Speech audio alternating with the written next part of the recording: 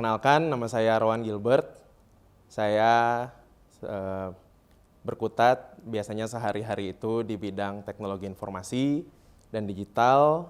Di lingkungan Golkar sendiri, saya menjabat sebagai Wakil Sekretaris Jenderal DPP AMPI, dan juga saya dipercaya untuk menjadi Wakil Ketua Umum di Bakornas Fokusmaker yang merupakan salah satu konsentrasi dari SOKSI. Dan saya juga saat ini memilih untuk maju di Pileg 2024 sebagai calon anggota legislatif DPRD DKI Jakarta Dapil 1, yaitu Jakarta Pusat.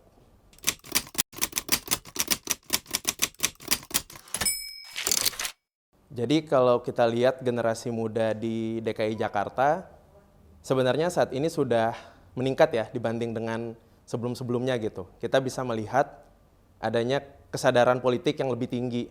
Dan ini juga dimungkinkan karena melalui platform-platform yang ada sekarang itu banyak yang menginformasi bagaimana pentingnya politik, hadirnya politik di kehidupan pemuda itu dapat berdampak kepada kehidupan mereka sehari-hari. Dan tentunya sebagai orang-orang yang akan menjalani kehidupan berbangsa bernegara ke depan, apapun yang ditentukan oleh politik itu akan berpengaruh kepada mereka. Tapi memang kalau misalnya kita lihat saat ini untuk anak muda terjun langsung ke politik masih minim ya dengan berbagai pertimbangan apapun itu. Tapi saya lihat dari sisi ketertarikan itu udah ada peningkatan dari sebelum-sebelumnya.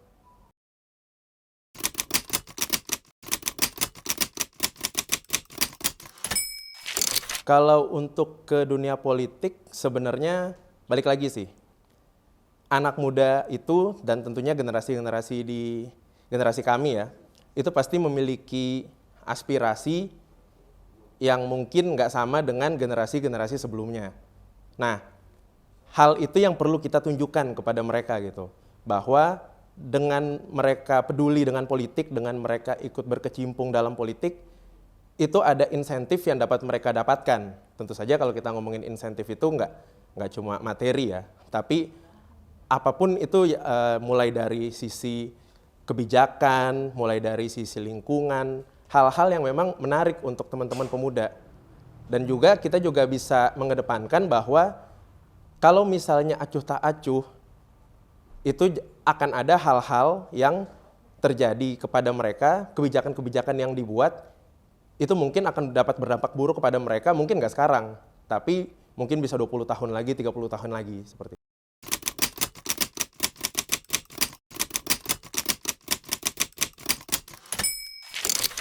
Kalau di dunia digital, atau misalnya di perusahaan-perusahaan teknologi, perusahaan rintisan yang ada, kita bisa melihat ya bahwa peran pemuda sebagai pemimpin itu ada ruang yang sangat besar. Jadi kalau dari pengalaman saya, kebetulan saya juga sebelumnya berada di perusahaan rintisan di bidang kecerdasan buatan. Di situ kita sebagai pemuda memang diberikan ruang untuk memimpin perusahaan, menjadi manajer. Ini relatif lebih mudah dibandingkan dengan perusahaan-perusahaan yang memang sudah berdiri lama. Nah, di sini kita melihat bahwa kader-kader muda Indonesia ke depan itu tuh memiliki potensi yang sangat besar. Dan ini perlu kita terus kembangkan, perlu kita juga drill, kita berikan doktrin juga supaya pandangan yang ada tuh benar-benar untuk memajukan bangsa, nggak hanya sebatas dalam kehidupan pribadinya aja untuk memajukan kelompoknya sendiri aja.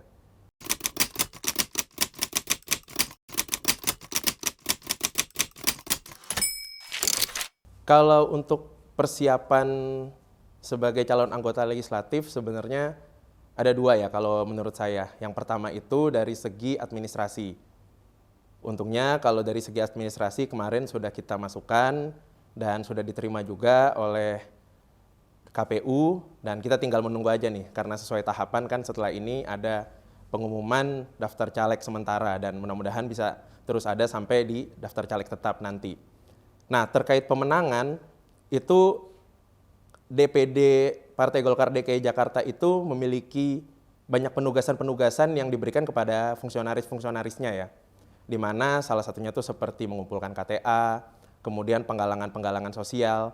Nah, Penugasan-penugasan itu ketika saya lakukan, itu tuh menjadi bekal untuk persiapan saya, di mana ketika mengumpulkan KTA, otomatis kita harus membuat simpul di baik dalam satu lingkungan tertentu, kelurahan, atau misalnya dari kecamatan. Jadi penugasan-penugasan yang diberikan itu membuat saya menjadi semakin siap, dan sampai sekarang di sisi penggalangan juga untuk simpul-simpul semakin kita kuatkan.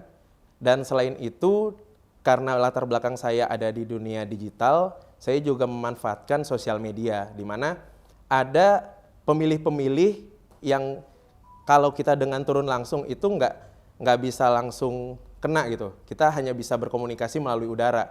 Isu-isu yang kita paparkan melalui sosial media, baik itu melalui TikTok, melalui Instagram, melalui Twitter. Dengan adanya kita memberikan informasi, memberikan kondisi politik yang ada sekarang, kita menunjukkan bagaimana peran Golkar ada di situ, peran kita untuk merepresentasikan mereka. Di situ hal-hal yang memang saya utamakan untuk dilakukan dalam kontestasi nanti.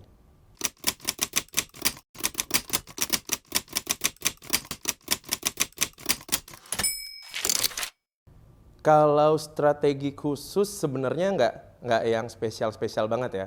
Di Jakarta Pusat kebetulan dapil saya, itu peran langsung turun ke masyarakat itu masih sangat berharga dari pengalaman saya turun beberapa bulan terakhir ya. Karena ketika kita turun, itu kita bisa benar-benar mendengar apa sih yang dirasakan masyarakat, apa sih problematika yang selama ini ada, apa sih yang selama ini nggak pernah bisa terselesaikan oleh orang-orang yang telah duduk sebelumnya.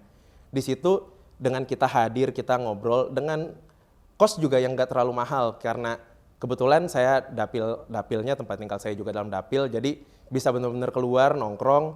Di situ kita bisa berdiskusi banyak, dan di sela-sela itu kita sambil menyisipkan tentang nilai-nilai yang akan kita bawa. Nah, dengan turun langsung itu, saya rasa itu bisa menjadi nilai plus, karena dibanding dengan kita hanya timnya yang keliling, sedangkan kita tidak pernah hadir dari masyarakat. Untuk di Jakarta Pusat itu masyarakat akan kurang senang dengan cara-cara yang seperti itu. Jadi turun langsung masih menjadi strategi yang saya lakukan.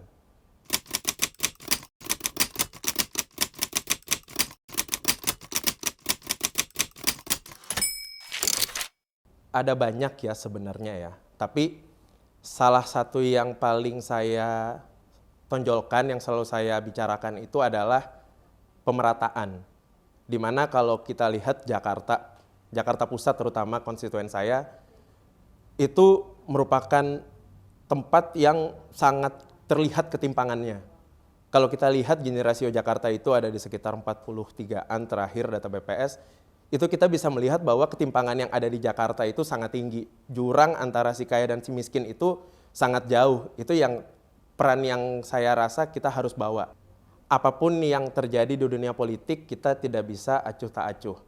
Karena segala sesuatu yang terjadi, setiap kebijakan yang dibuat, itu akan berdampak juga kepada kita. Oleh karena itu, kita tidak harus masuk ke dalam politik, kita nggak harus jadi caleg. Tapi minimal kita aware, kita tahu dengan apa yang terjadi. Oleh karena itu, pentingnya adanya representasi pemuda yang masuk ke dalam sistem. Tujuannya untuk apa? Mungkin memang kita tidak bisa langsung mengubah arah kebijakan, tapi minimal apapun yang kita sampaikan, perspektif kita, aspirasi kita bisa didengar, bisa menjadi bahan pertimbangan untuk memajukan Indonesia ke depannya. Dan tentunya salah satu platform yang memang dapat digunakan, yang memang menurut saya paling cocok itu adalah Partai Golkar, di mana Partai Golkar sendiri sudah tidak lagi berdebat mengenai ideologi, kita hanya berfokus kepada program, kepada karya. Karena Partai Golkar itu sendiri memiliki ideologi ya Pancasila, ideologi negara, dan cita-cita yang ingin dicapai oleh Partai Golkar adalah cita-cita negara yang termaktub dalam Undang-Undang Dasar 1945. Oleh karena itu, saya yakin bahwa melalui Partai Golkar, teman-teman pemuda dapat memajukan bangsa dan negara.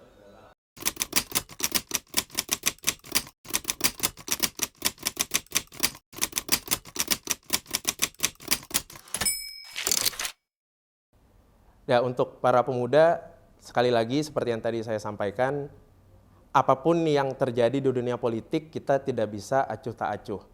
Karena segala sesuatu yang terjadi, setiap kebijakan yang dibuat, itu akan berdampak juga kepada kita.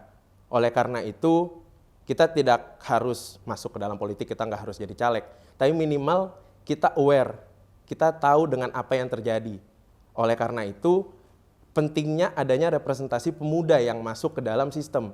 Tujuannya untuk apa?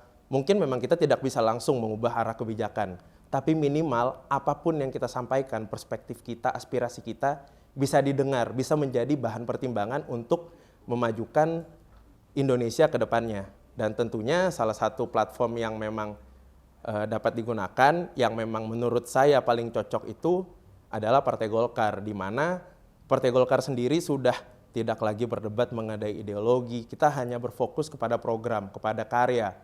Karena Partai Golkar itu sendiri memiliki ideologi ya Pancasila, ideologi negara, dan cita-cita yang ingin dicapai oleh Partai Golkar adalah cita-cita negara yang termaktub dalam Undang-Undang Dasar 1945. Oleh karena itu, saya yakin bahwa melalui Partai Golkar, teman-teman pemuda dapat memajukan bangsa dan negara. Oke.